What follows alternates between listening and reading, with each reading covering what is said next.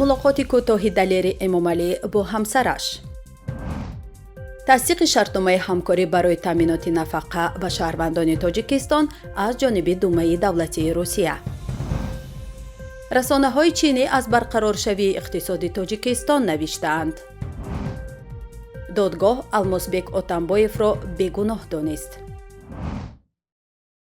ба ҳамсари Далери Эмомалӣ, рӯзноманигор ва блогери шинохтаи тоҷик муяссар шудааст бо шавҳараш дар боздоштгоҳ вохӯрӣ кунад.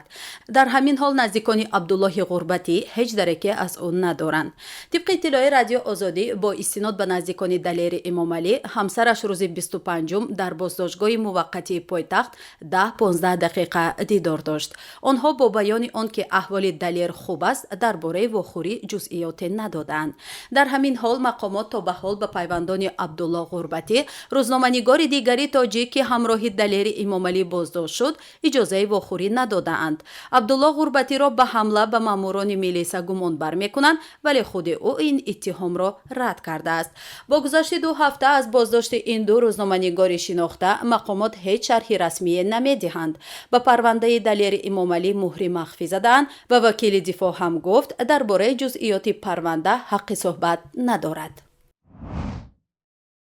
Думаи давлатии Русия рӯзи 28 июн шартнома бо Тоҷикистонро дар бораи ҳамкорӣ дар соҳаи таъминот бо нафақа тасдиқ намуд.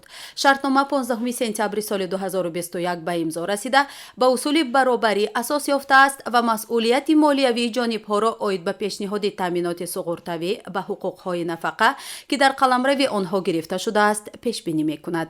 шартнома нисбати шахсоне ки шаҳрванди Русия ва Тоҷикистон мебошанд, инчунин аъзои оилаи онҳо мавриди амал қарор мегирад. ба он ҳама навъҳои нафақаҳои суғуртавӣ, нафақаи андӯхта ва дигар пардохтҳо аз ҳисоби маблағҳои андӯхтаи нафақа, нафақаҳои иҷтимоӣ бо шарти дар қаламравии Русия зиндагӣ кардани шаҳрвандон таъмин ва пардохт мешаванд. кӯмакпулии иҷтимоӣ барои дафн тарафе пардохт мекунад ки шаҳрванд дар он ҷо дафн мешавад дохил мешаванд. дар ҳолати ба макони зисти доимӣ рафтани шахси суғурташуда ба давлати севум, пардохти нафақаи таъиншуда мувофиқи интихоби ӯ аз ҷониби тарафи таъин карда сурат мегирад ё ба қаламрави тарафи дигар гузаронида мешавад. расонаҳои чинӣ аз барқароршавии иқтисоди Тоҷикистон навиштаанд. бино ба маълумоти нашр кардаи як сомонаи вобаста ба ҳукумати Чин, дар 5 моҳи охир сатҳи тиҷорати хориҷии Тоҷикистон беш аз 20% афзуда ба $2.9 миллиард расидааст. ҳарчанд ин расона даъво дорад маълумотро аз хадамоти гумруки Тоҷикистон гирифтааст, чунин маълумот дар вебсайти хадамоти гумруки Тоҷикистон феълан дастрас нест. сомонаи чинӣ менависад, Тоҷикистон асосан гандуму сӯзишворӣ ва оҳану мошин харида, тилло, алюминий ва пахтаи хом содир мекунад. гуфта шудааст ки Тоҷикистон дар фикри рушди саноаташ аст ва дар ҳоле ки як кишвари кӯҳӣ мебошад, аз назари стратегӣ метавонад чун пуле миёни Чин, Осиёи марказӣ ва дигар гӯшаҳои ҷаҳон истифода шавад. дар хабар омадааст ки барномаи сохтани роҳи оҳан аз Чин ба Тоҷикистон тавассути сарҳадҳои шимолӣ бо Қирғизистон мавриди баррасӣ аст.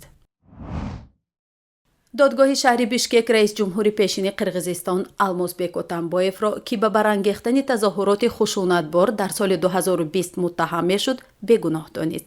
додгоҳ гуфтааст, иддао дар бораи ӯ ва 6 ҳамроҳи дигараш ки дар беназмиҳои оммавӣ, ҳифзи ғайриқонунии аслиҳа ва таҳдид ба мақомоти интизомӣ муттаҳам мешуданд, собит нашуд. пештар аз ҳукми додгоҳ дар рӯзи 28 июн, додситонҳо тақозо доштанд ки Алмозбек Отамбоев ба 12 сол зиндон ва ҳамроҳонаш аз 7 то ба 9 соли зиндон маҳкум шаванд. Алмозбек Отамбоевро соли 2020 бо гуноҳи раҳоии ғайриқонунии Азиз Ботукаев, як ҷинояткори бо нуфузи бадном дар Қирғизистон, ба 11 сол зиндон маҳкум карда буданд. ин буд шарҳи хабарҳо то ин дам. хайр бо мо бошед.